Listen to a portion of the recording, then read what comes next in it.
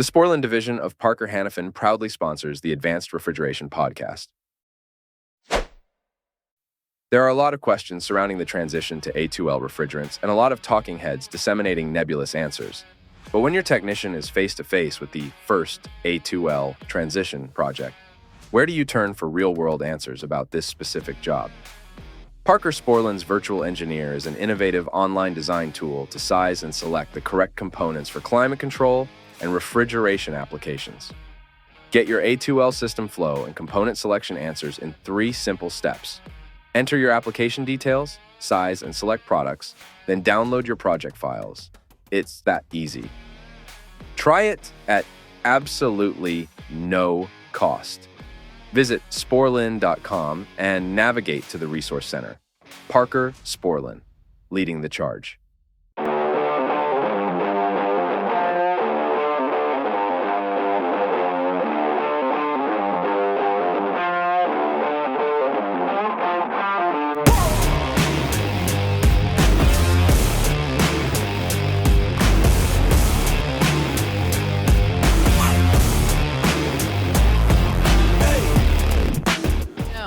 If they were, I would have totally. Yeah. See, sometimes what I'll do is if you get pulled over, you just pour water on your right here. That's a good one. And then when they pull over, I'm like, I'm sorry, I had to go to the bathroom really bad. Yeah, I know we're out there. I'm sorry. That doesn't work. I was just too shocked to come up with anything. Really? I just haven't been pulled over in so long. Quick wit. Yeah, I'll think of that next time. Good afternoon, everybody. Welcome to Advanced Refrigeration Podcast. Here, your host, Brett Wetzel, Kevin Kompas, and we have 2 special guests from the NASRC, Danielle Wright and Rusty Walker. How we doing? I'm glad to be here. I'm good. I'm so happy to actually have you on here because if anyone doesn't know, Rusty's been avoiding our podcast for like the past 4 years. He's like, yeah, I'll come on. I feel too intimidated to come on there. They just won Podcast of the Year. What am I going to say? Oh, come on. Stop it. I tell this all the time. Rusty is the one that actually taught my first CO2 class, which I got to teach with him last year over at Irwindale, which was pretty rad. That was pretty cool, actually. Yeah. That was really cool. We need to actually do that again because that was fun. That really was. But yeah, we're going to talk about what NASRC has going on, what some of the trainings that they have, and what some of the future plans, and then I might bring up something else after we're done talking to that. Oh boy, can't wait. So NASRC, if you're not familiar, is a 501c3 nonprofit. Tell me more.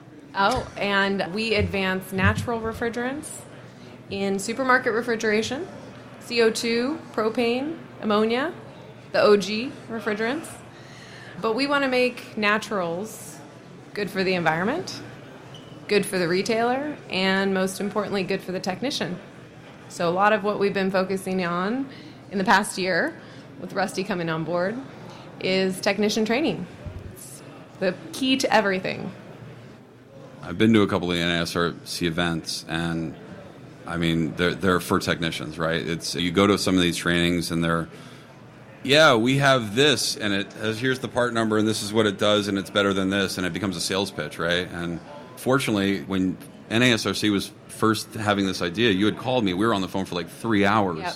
And I'm just like, no sales stuff has to be all for technicians, and like we just kept talking, and that's my fault because that happens. But we ended up just having a really good conversation. The first one was back in what year? 2023. Yeah. And I remember pitching you the idea. I was like, what if instead of technicians having to go to each of the separate trainings, 3 days here, 3 days there, what if we brought it all together in one place? Yeah. Who would you have there?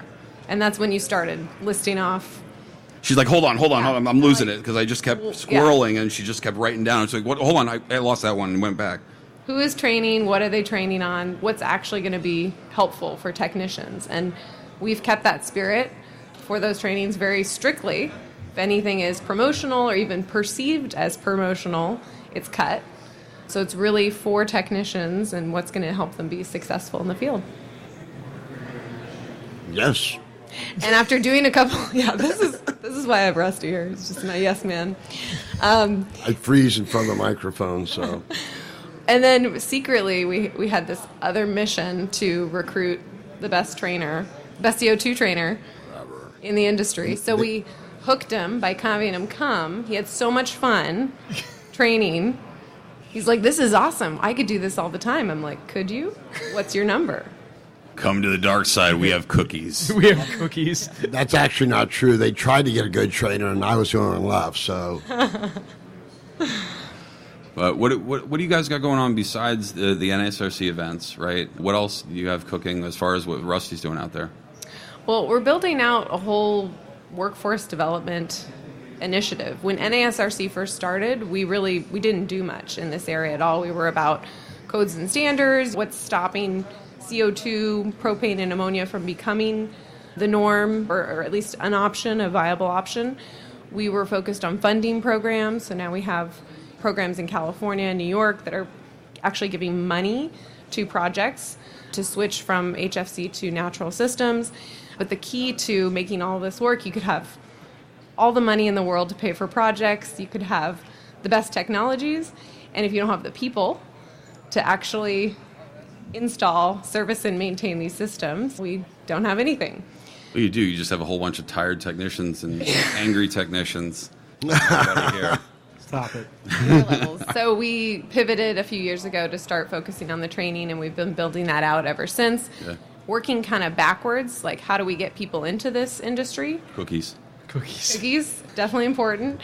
Dry ice is another popular thing that we've seen work, because we got to, when you're at a career fair at a high school level or middle school level, as Brian Beitler likes to do. Cookies. No, it's not enough to have the food. You got to have something awe-inspiring to get them to look away from the YouTube influencer who everybody is corralling around. So a little dry ice. You say trainer, not influencer. I hate that word, but go ahead.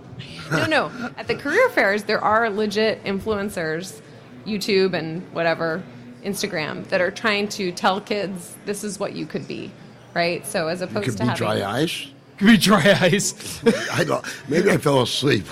I'm not talking about influencers in our trade. I'm talking about like brand influencers, generally speaking. Okay.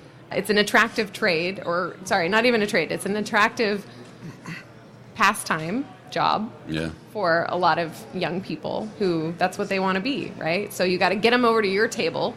Cookies. What is with you and cookies? Candy, dry ice. Pizza rolls. Pizza rolls is probably he's got the idea here. And they're cold. Teenagers and pizza rolls. Yeah. So we try to bring in more people into schools, right? And those school programs have to be focused on refrigeration.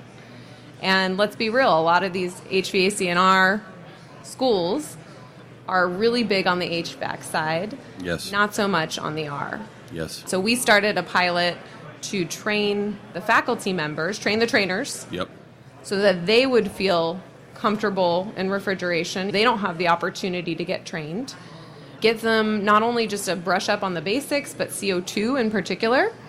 And then they can feel comfortable training their students. So building out the school programs, getting more people into those programs, and then connecting them to jobs and careers.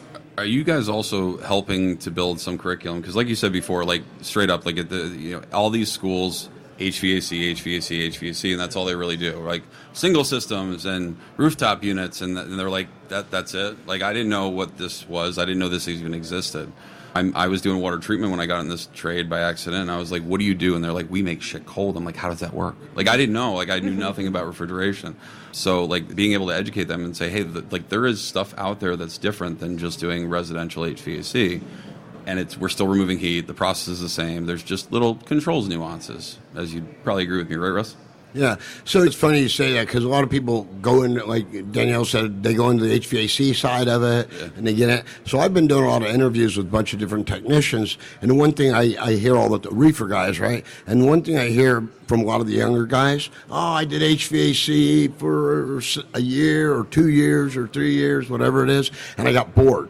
It was the same thing, or I had to sell components and pieces. I had to do these things, and I was noticing the reefer guys, and it's more challenging, and it's a great place to be because it's hard, right? And they don't want to do the same thing. They don't want to change the same circuit board. They don't want to do what you do in AC, right? So I'm finding a lot of our biggest pool of people we're getting, some of these younger guys, are actually thanks to the HVAC trade because they're getting bored there and coming on over to our side. They don't. Go ahead. something different every day. It's chaos. Yeah, it's kind of controlled chaos. But isn't it cool? Like, here's an endorphin rush, right? I asked them about this. Isn't it cool when you walk in and it's broke? Yeah. And then you walk out and it's not? Yeah. And it's an even bigger rush, like when you go in, Kevin, right? And 3 other people have tried to fix it, and you walk out and you fixed it. It's a great feeling. That's a hit, isn't it? There is music that actually plays behind him when he's walking up to a site. I think it's the Wizard from Black Sabbath. Like, you'll hear that song show up like when he's walking in that store because you know shit's going to get fixed. You know what I mean? Maybe. But I mean, I think that's one of the coolest things about our trade. Something different every day. You never know. How many times you hear an engineer go, well, I never seen that before? All the time. That means he doesn't know, but I'm just saying. But isn't that cool then you figured it out? Yeah, it's something different every day. It changes. I mean, I can go from doing case drains to doing startup on 300-400 horsepower compressors. Like, it's something different every day. You can walk into a store with a mechanical expansion valve. In your next call, you have case controllers, but there's 6 different manufacturers all backing it together. I'll do the same You've thing. got to know Dixell, Danfoss, but yet R22 is not going anywhere. It's going to be here for a while, and so we have to know the old school stuff as well as the new school, right? You can't get bored. Well, and your question about curriculum. Yeah, what are you guys doing for like some of the schools? Right now, when you look at refrigeration, commercial refrigeration. Thanks for bringing it back. ADHD right here, here, and here. That's what I'm here Like for. sometimes, That's what like I'm you here just for. have to like. Danielle's just corralling us because she sees we're like going off center field. And then she's like, Taser, bring it back, taser. bring it back. And see, actually, I think I have a shock collar on my ankle, and so she's just hitting the button every time I'm like squirreling. So go ahead. But being AHD is actually a benefit in this trade, Yeah. isn't it? All right, squirreling again. Danielle, please. Right. Okay. Bring it back, guys. So the curriculum on the refrigeration side, commercial refrigeration side, Yes. really doesn't exist. There is not a standard or level of quality control for training and no single certification that would tell a technician that they are going to be successful in the field, right? They all get trained different ways by different people. There's no consistency. So we are actually approaching that by working with an organization that has sort of gold standard for training and certification on the ammonia side, RITA, who now is also merged with RSES, so they're now together as one organization. We're actually signing an MOU with them today to kick off All right, we're done. memorandum of understanding. Okay, all right. Official document, very Yeah, official you I've seen document. that working in Yeah, I'm like, yeah. I'm doing all, like everything. I'm like, all right, intrusive thought. Nope, that's not it. It's Okay, so now I know. we're signing a piece of paper that says we're going to work together. Okay. And we're going to Could have create said that instead the of sounding very all fancy. first certification for commercial technicians. Amazing. There's no Wait, questions. what do you think about this? No, go ahead. Go ahead. So NATE is not comprehensive, and it doesn't include anything that is not synthetic, right? That's the organization. They're owned by AHRI, is the Synthetic Manufacturers Trade Association. So there's no CO2, there's no ammonia, there's no propane. So it's not comprehensive in our mind. I mean, these days, I don't know how much. If you had to guess the percentage of CO2 systems of all the systems in the U.S. Including HVAC in this and heat pump? No, let's Okay. start with commercial refrigeration. Just refrigeration, Yeah, all right, what go would ahead. you say it's at now? But you're going to have to include all those overfeed systems too that Walmart has put in. In Chicago, it's a lot. Yeah, there's Hundreds. tons. Yeah. Hundreds in Chicago. Okay, but like in the grand scheme of things, are we including like split systems as well? Because a lot of the stuff is going that way as well. Are we just talking But about like rack they're- systems? Rack systems. Okay. 2%. Really? That low? How much? What did you say? 2 to 3%. 2 or 3% is where it was at. I'd be surprised if it 7. was still that low. I would say it's probably doubled at least. So I think we'll see that trend continue. So some of the manufacturers, I just talked to one the other day, and they're like, "Yeah, we're putting out a rack a day," and that's one manufacturer, Yeah. right? I mean, because there is still that need for the HFC systems where we can still get away with it, like where because. I mean, it's a little bit more expensive, right? You have some more increased pipe costs, you know what I mean? Right. Thickness of the copper, you have some of the XHP stuff. So it depends, right? And unfortunately, I know like a lot of things are hindering because it could make it where we're doing other things to conserve refrigerant, but we can't do those things yet, so we're doing other things in order to accommodate. And what I'm talking about is like the save-a-charge units, basically the heat exchanger that pulls it down on a generator in case you have a failure. But what we would like to see is what Europe's doing is like everything's high pressure. And we're going there too. So It's taken forever. Our CO2 technical committee has been working on this and gathering data. I haven't got a phone call. The question we want to answer is how much time does the extra pressure buy you, right? So if you go to 90 bar versus what's standard today, 45, how much extra downtime do you get keeping the charge in the system? A lot. Yeah. A lot. What do you think? I mean, hours. 4. I mean, we have 90 bar racks that shut down and they never blow. Really? 90, It all depends on where you live as well, because based on your ambient. it depends where the rack is too.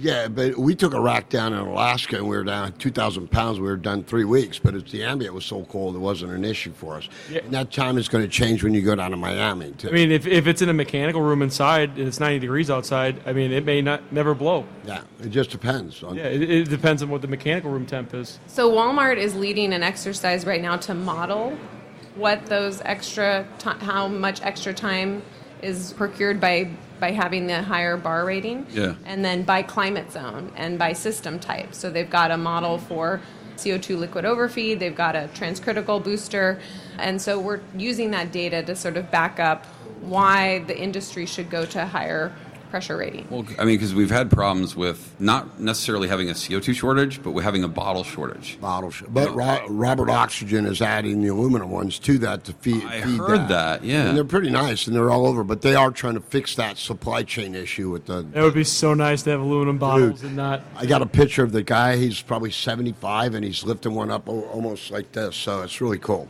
Well, what's going to help, right, is better training. Right, what we're doing out there, because I mean, you have it's normal. It's been normalized to be like, oh, you just need three loads of whatever that charge is there on site. Why?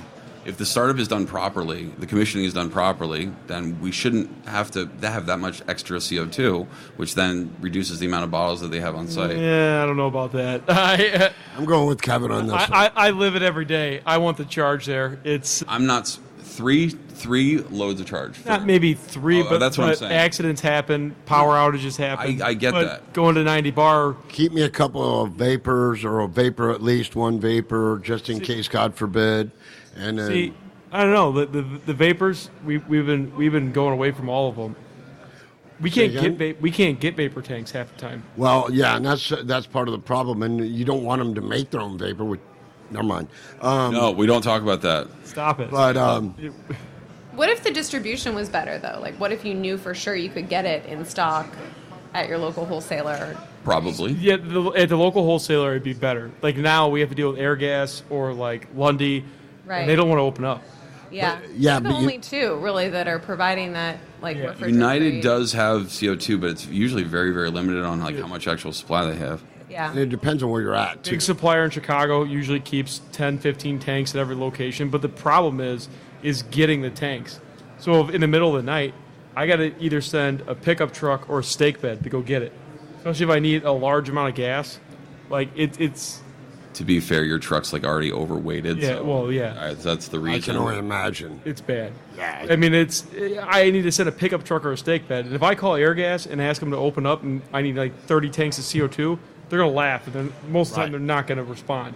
But they're opening up for BP or somebody else or the mills that need thousands of dollars worth of gas. They're going to not open up for us. Yeah, and they don't necessarily have somebody on call like United Exactly. does. But United, they're actually having a meeting in Phoenix, and they're actually starting to meet about that. How do they meet their customers' need with CO2? Because they know they've got to start supplying it for us. It's forced us as the contractor to keep like 30 bottles at the shop, which eats up a lot of room, and then we got to send a shop kid to go get them.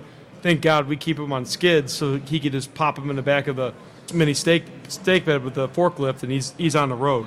Yeah, but not everybody has the buying power of Climate Pro, and that's one of the things, right? Yeah, I mean, to keep that many bottles, it's expensive. Yeah, and you got to pay the leasing fees on the bottles too. So that's one of the caveats. Yeah, we're hearing a lot of retailers still struggle with this, and it's forcing them to think about, too, the purity levels or impurities, because you can get beverage grade CO2 much easier than you can. I got a Coca-Cola transcritical rack. Yeah. You know what though? Like in a pinch, people like Come their on, food cold. are you serious? It's Again, I'm going to defer to Kevin on this one. So If you filter it, as long as I run it through a dryer, Yeah. and as long as I wait till I get the temperature, once I'm down to temperature, then I do my non-condensable test to make sure I get everything else. so- And I'm I like what he's saying. Like you know what? Blow it off. I mean, the store manager would much rather have their food cold. Agreed. And- So think about Climate Pro, right? Your reputation is being able to keep the store running, right? And if I'll just say for me, if somebody says, Rusty, would you use industrial grade not to lose a store? Would I use it? You damn skippy, I would. Every day and twice on Sunday. I would run it through a hermetically sealed dryer, right? Once I got down to temperature, like we said. You know what? If I put a really bad gas in there, I might come back in the morning and do another non-condensable just to make sure. I mean, I generally run even the higher grade CO2 through a dryer. Yeah, I think it's... I generally just run it through. I mean, it's part of my charging setup. I mean, I generally run it through a dryer. I don't trust any of it. So some of the contractors, if you look in the R drawings, when they run their charging line and they show it in the R drawings, they will actually show a single core, double core dryer in the charge line, which I think is perfect. So if I had a bad gas, I throw a couple of HHs in there, I'm good. see, I don't like the core dryers because it's more of a pain to change. Yeah. I'd rather have a flare, and that way I could just take it off and change it every time. I don't mind putting it in my hoses. I'm with you on that if I had to, but I like it in the line so I could throw a couple of. Because if I get an HH, a high water capacity, I'm kind of good with that too. Because it's the moisture, right, that we got to worry about, and the non-condensables. I'm more worried about the bottles. Like the bottles are just. I mean, they're old. Yeah. Some of those bottles are from the 1940s. That is a trip. That is a trip. Yeah. They're You black know what I'm inside. getting at. Like, No, yeah, I'm like, dude, you see how many times it's been recertified? Yeah. It's like 15 times. I'm like, They're running out of room on that stuff. Yeah, Stand. some of these tanks are from World War II. yeah. I mean, it's crazy. I mean, that's why they're so heavy. Yeah, we won't talk about it, but there is an urban myth about some of that too, right? Oh, I've seen them. I haven't, so. I know there's like 2 or 3 at the shop that have them. All right, well, you got to say it now. Yeah, No. I feel Like, I'm yeah, left out. Look at your tank and you'll see it. Yeah. Really? So there's urban myth. I haven't seen it yet, but there's some that say there's Germans on some of them from the old German, the World War II. They're stamped over. They're With a square. They have a square. Yeah, stamped the square. over 'em. So it looks like a cross now. Wow. Yeah, they're bottles from the 40s from Germany. And so that goes to your point of are the tanks clean because they're so old. Yeah. What do they? I know they heat them and dry them to get the. You can't tell me a tank from beverage grade? 1930 is going to be that clean, and there's no rust inside of it. There's no contaminants inside of it. I didn't say that. So I got an idea for you guys. If you want to sell it, you guys can sell it. I can't sell it to anybody. I have, and we digress because that's the way we roll, right? So on your 45 bar and your 60 bar relief, on the flash tank, Train whistle? on the flat, yeah, if you want to call it, yeah, I get it. But you know how you got a 45 and a 60? Yeah. And you got the 45 bar 650 and you go to the 880 if you get there and the pressure's going or service, whatever. Which So you how wouldn't about, need if you just went to 90. But Agreed. Yep. all right, but until we do, and all the legacy systems out there, Yeah. there you go. I'm working on my app. So I have this idea that I think would be fairly simple. Change that valve to like a Belimo or an actuated valve. Yeah. Then send a 4 to 20 or 0 to 10 from E2 because E2 is powered after we lose. If we lose power, right, phase loss or whatever, we still have that UPS. You send a 0 to 10 or 4 to 20 to the Belimo. Let the Belimo switch you to 60 bar. It gives you a little bit more time because now instead of 650, I'm at 880, and we could actually shut. You could actually do the same with the liquid line ball valve and close it. I say call it the rusty valve, but maybe that doesn't work. I'm not Sometimes it works, sometimes it doesn't. No, that's great. But like the only problem is that like if you look at some of the schematics like on Zero Zone, they actually stop. They will use XHP up to the fact where it's on the inlet of the liquid line filter dryer. So like then it goes to type K copper. So it's supposed to be for a service shutdown. So unless everything, including everything down, is at above that 650, then like the cases liquid line typically at 650, right? Bye-bye coil. But see, what I like to do is tie that into the liquid line ball valve. So then I separate the system. So now I shut the liquid line, so I'm not letting any high pressure from the liquid line back into the cases. Everything's boiling off and come back on the suction. Okay. And then I switch over, and then this would be a fairly quick fix for legacy stuff, right? Because you're not going to pull a legacy CO2 system and put a 90 bar. No, right? no. And we got tons of legacy stuff out there. That's definitely workable. It's definitely a good idea. I think everybody should have a generator and a backup unit. Dude, And to think With you Kevin never again. came on here before. You guys are getting along swell. Like, I mean, Costco, backup units and generators and everything. We don't blow charges. We blow charges if there's an issue with the rack, but like we don't blow charges. So I always point out the store in Publix, right, in Miami. They've got so many of these in Miami, but they have an auxiliary condensing unit on each one of them. They lose less gas on power outages or whatever in Miami than they do in Milwaukee. So somebody explained that to me. It's because they have the auxiliary, and the auxiliary has a mechanical toggle. So if I'm changing the coalescent, I don't have a pump around, I flip the toggle, and I help keep my vessel pressure longer. It gives me more time to work. Yeah, 100%. Like, I think the mechanical, I mean, what is a condensing unit for one of those? $2,000? $3,000? I mean, you're talking pennies. The first charge you blow, you just paid for itself. Well, you'd need the battery backup, right? I mean, yeah, but even that, like even You the could use generator. an inverted generator. Well, why don't you do this? Instead of using like a heat craft unit for that, let's get a small Elco and Bracco. That's CO2. Get the propane compressors, put it on a small, they're pulling 5 amps total. Yeah. And then throw those on an electrical inverted generator that'll run 6-7 hours. Yeah. You're pulling 10 amps max with a fan. Dude, you're done. Your third or fourth charge you've blown after a power outage would pay for a Generac generator Yeah. and a small condensing unit. It would. It would just pay for it. I mean, It'd be so simple. especially downtime, product loss, everything else. So since we're talking about product loss and blowing a charge, Kevin and I have been talking about TD control, and I got a phone call, TD control. And I've been waiting to talk to you about this ever since I flew out to New Jersey, and I get off the plane, and I get this text from Danielle, and she's like, man, you really you really starting some controversy. I'm like, what did I do? And my next text was, what did I do to piss Rusty off? And then we talked, and it was like, you were looking into what we were talking about as far as TD control. Because typically you do TD control off of the temperature and the temperature of the drop leg, right? And so what we were proposing was the TD, so via the pressure, and I was told that you might have been doing some research. So what have you found out so far? So far, I found out from all manufacturers that they want that pressure 6 inches from there because they said of erratic. I got it in writing from Dan Foss. I wasn't going to say anything until I had it all in writing so I could show you what everybody says. And if you look at the EKE 326A manual on page 3 at the bottom towards the right, it says that but they actually say pressure should be there as well, but because there's really no pressure drop in the drop line. But they do talk about the temperature change, and it is in writing from Dan Foss, who came up with this thing and made it the whole thing. I got it from CPC, and I was not going to do it on air, but I would like, we could have a conversation later and then talk about it again on air if you want.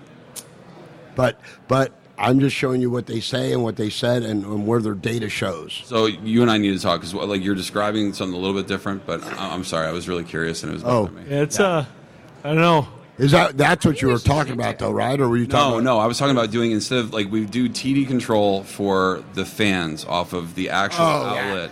Yeah. So Dude, pressure. that is something different. Yeah. What do you say, pressure or temperature? So we use pressure converted saturation. I have been monkeying with this for like 2.5 years now, and I've been tuning on temperature control. I hate it. I will die on this hill. Like we have switched to using pressure saturation, and we have gotten so much better control out of the gas coolers, and it has been saving like kW big time over like the actual temp sensor control. Today's episode is sponsored by the RefraShield RDP Series differential pressure monitors from Westermeyer Industries, now available for transcritical CO2 systems in addition to other common pressures and refrigerants. When the filter element of your coalescing oil separator is contaminated, it can hurt your system's performance and efficiency. But how do you know when it's time to replace that filter? Wait too long to replace, and you could end up with a nasty filter blowout. But replacing too often can be a waste of time and money. The answer is installing a differential pressure monitor. The RDP Series differential pressure monitors, including the new transcritical CO2 model, are available now from Westermeyer Industries. To find out more information, email sales@westermeyerin.com. That's WESTERMEYERIN.com.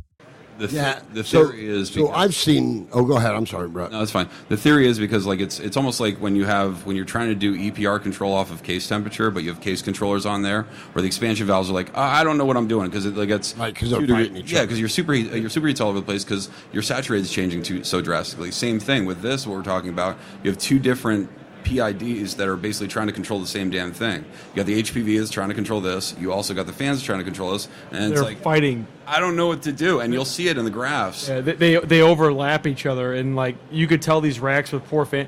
The fan control on these CO2 racks is the number one thing that needs to get tuned in first. Like, if the fan control is bad, the whole rack is bad. It starts with the fan control. Yeah.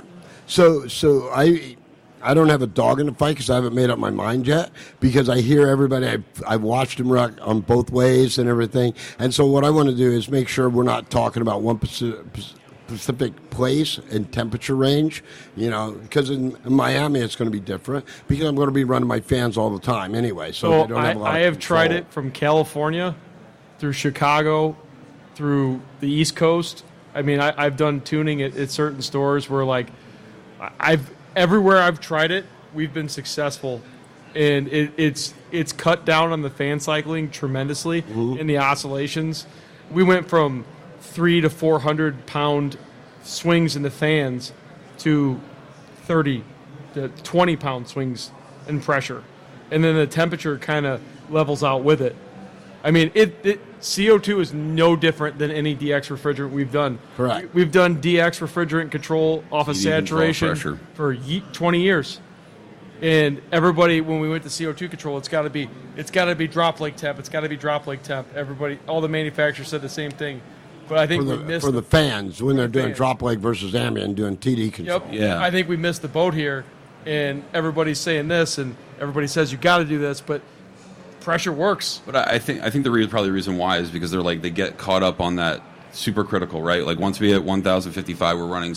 No, because CO2 works. I would rather work on a supercritical rack any day than I would than 10 degrees or 15 degrees. No, that's understood. But what I'm saying is like it doesn't matter. Like once we get up to that transcritical, right? We just want to run the fans 100% anyway. So what the hell does it matter? It doesn't.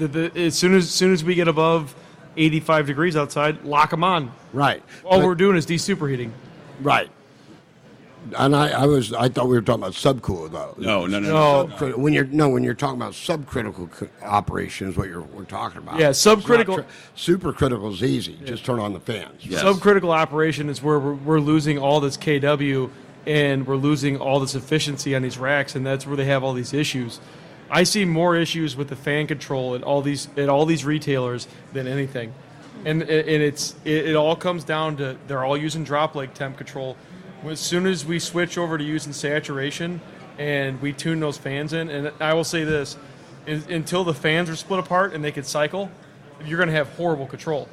Paying a little bit of extra money to get the fan cycling in there it's night and day with the racks. Like being able to go down to one fan running on the header and not 6 fans running in parallel, you're never going to save and make this rack efficient. And part of the problem is so you have the Gutner or the LMCC. I always screw that up.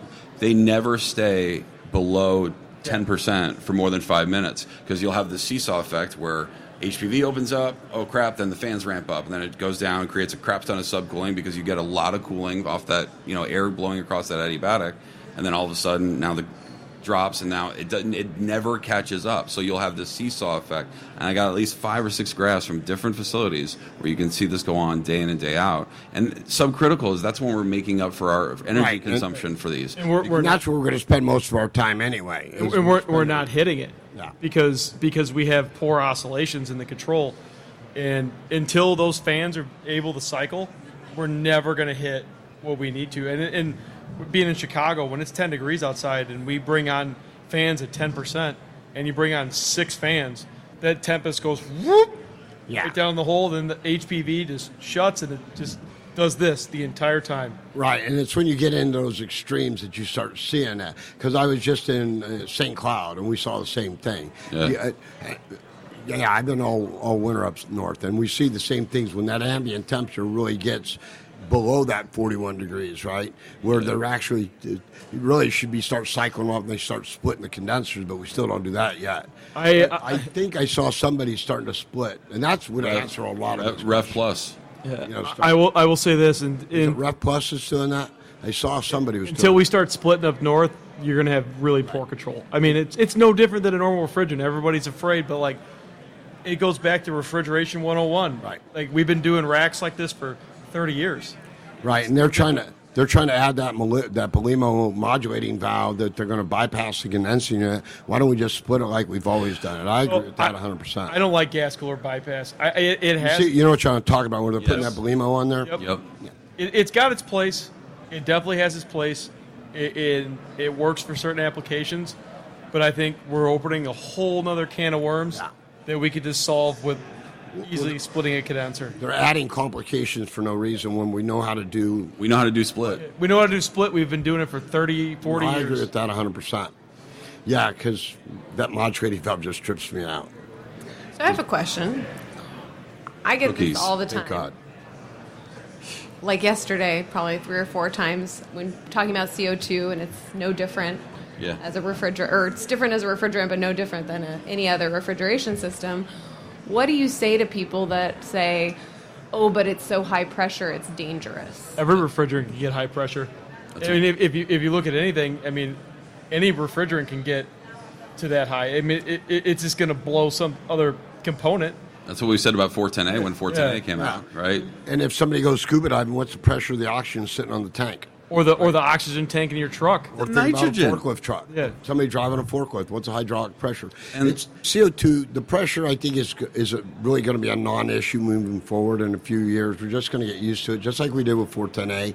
I think what's still going to be the problem, I think people are just going to get used to pressure. I just think it's going to happen. They're already starting to happen. I remember first time I took a class to Iraq, and it was running at 1420. And the guys, we all walked to the rack. We looked at it, and I'm looking at it, and I'm like, oh, look, the pressure's 1420. And I went, everyone step back. Guys? And they're all stepped back, and I'm like, you guys are standing by the condenser, just saying. But I think we'll get used to that. I think what's going to kick our ass in the next few years, and I've been saying this, is electronics. Yeah. I think the case control, everybody has a case controller. Everybody wants a back net. Now I got to argue with the manufacturer. No, I'm good. No, you're not good. No, and I got to intercept the back net signal. How's that going to work? Well, now the contractor's left holding the bag because they're the ones responsible. Right. And he's going to have to be the one to take that signal into his computer, and he's going to learn how to receive a backnet signal. Now he's a legit programmer because he's got a program in some kind of backnet code. Right? So I think CO2 is going to be easy, me personally, in the next few years. I think electronics is going to kick our ass for a while. Well, yeah, I mean, we're so far behind the 8 ball with that. And then, like, the more complicated we're making these racks, the more electrical we're putting in them, the more guys struggle. I mean, electrical's where guys struggle the most. It's not mechanics usually. No. It's electrical. It's funny if you let. So I like to let mechanics buy me a couple of adult beverages, and after they've had a few, I like to ask them, "What's the weakest part of your game?" And on an honest moment, 85% of the mechanics say electrical. Yeah, is their weakest part. Even reading wiring diagrams. Well, part of the thing is like you have these controllers, right? And if I'm not picking on one in particular controller, I swear. So if someone's listening, I'm not picking on you. But there's like 190 freaking set points in there, and like you call and they're like, "Yeah, we don't know what really that one does. I think it's just for decoration." Like there's so much stuff in there. Like one of the parts when I did my class out in Seattle, like I broke down like what the low pressure vessel does. You know what I mean? What the high vessel pressure does, and like all these other like magic black box things that are in there that if you don't RTFM, read the fantastic manual, you will never understand. See what I did there? If you don't Everybody got that. Yeah, they did. If they don't read the manual, then they're whatever. But they need to understand all the nuances per the controller. So the problem... If only there was somewhere technicians could go to get training. It's called the internet. It's called the internet. This was a promotion moment for you, and Only you. they could go somewhere in person. Oh my God! Where Sorry. He's failed at trainers this. like Rusty, trainers like Brett, Kevin's gonna kill me because I'm promoting it again. But where are you gonna be next? I'm going to month? be at the NASRC. Next month. Next What's month. the date? How much is that going to cost me? How much is that going to cost? A lot. Nothing at all. It's a free event, There you go. It'll be in Pittsburgh. and there's a whole bunch of different levels. You have intro levels of CO2 training, and you have some controls, and you have some more advanced stuff that's done by a guy that I know. And then there's a whole barrage of different trainings that go on there. We're even gonna have baby techs. That's what we. And call they them. have cookies. They definitely have cookies. Yeah. No, they have an ice cream machine. I'm making sure it's working yeah. when I we're forgot there. about that. Yeah, Pittsburgh. I told them we weren't coming to Pittsburgh if the ice cream machine wasn't working. So it's not a McDonald's one then, right? No, it's soft service. Okay, Also. all right. We'll be at It's the awesome. UA 449 Training Center. Beautiful, enormous training center. I can't wait to go. Taking over, doing a free 3-day training. So wait, free 3-day training. 3 or 2? Well, it's 2, and then there's a half-day workshop. Well, you got to elaborate because then you don't want everyone showing up. So elaborate Well, you how can't that just show schedule up. goes. You have to register online. Yep. And I'll yes, put out Danielle's number after. there you go, the website. And I'm teaching the third day, so I hope Not nobody my shows number. up. Don't call me. So, but you said there's a 2-day event, and then what's the third day? There's a half-day CO2 workshop that Rusty's doing on. Rolling remodels. What? Rolling remodels. Oh, okay. I thought you. How I can remodel my store, take an HFC and put in a booster rack, and kind of like how Aldi's had done it. Insurance. And just pull that out. And am I allowed to say that? Keep and the store open. It's fun. yeah, keep the store open without shutting it down, and just bring on take off the HFC rack, how to put it on the CO2 rack, and how to never interrupt business. Can you tell them that maybe like we don't want to just run a minimum of 50% on the VFD compressor because then once the I don't want case, the VFDs running yet. yeah, all right. Yeah, never mind. All right. Well, we'll keep that for another conversation. That's another conversation. Is there anything else you guys want to talk to us about with the NASRC? We focus a lot on CO2 and propane and ammonia, like we've been talking about, but the training that we're doing now under our trade program and everything about recruiting techs, training techs, retaining techs, that's really a bigger issue than just CO2. Mm-hmm. You can't just have training on CO2. The best natural refrigerant technicians are the best technicians, period. So just to say that program is really comprehensive. We're not trying to just focus on CO2. Of course, that's important. That's going to be the future. But the reality is today, what do we say, somewhere between 97 to 92% of the systems out there are still HFC. And Rusty, you can please like just agree with me, but like you have to be a good HFC mechanic on basic bare bones refrigeration before you endeavor into that CO2 because they're so controls concentric. Yes? I'd say because of the controls, Yes, absolutely. yes. So, but I always look at CO2 as a DX refrigerant, right? If I can't work on an R22 system, how am I going to work on anything else, right? Agreed. So you got to read wiring diagrams. You got to understand, like you said, superheat, RTFM. subcooling. You got to understand all of that stuff. If you don't do that, then what's your point? You're not going to be successful with CO2. Nope. And we're gonna have R22 around forever. Well, not forever, but for a while. And 448 and 404. Think about all the 404 we have up in Chicago. A lot. A lot. So, anything else? Thanks for having us. Well, thanks for coming on, guys. And congratulations again. And like I want everybody out here to help me with the project I have. I'm tired of HVAC and R. So from now on, would you please pronounce it R and lowercase HVAC? Okay. Because we save the world one pizza roll at a time. Is Brendan gonna have a problem with that because that whole Oh, he's on board. 100%. Oh, he is. Yeah, So he's it's ready. R He's ready. in Yeah. HVAC. Sorry, Exactly. that's a shout out to Brendan. That's So exactly right. thank you so much for letting us entertain you and BS a little bit. And hey, I appreciate it. Thank you. Thanks.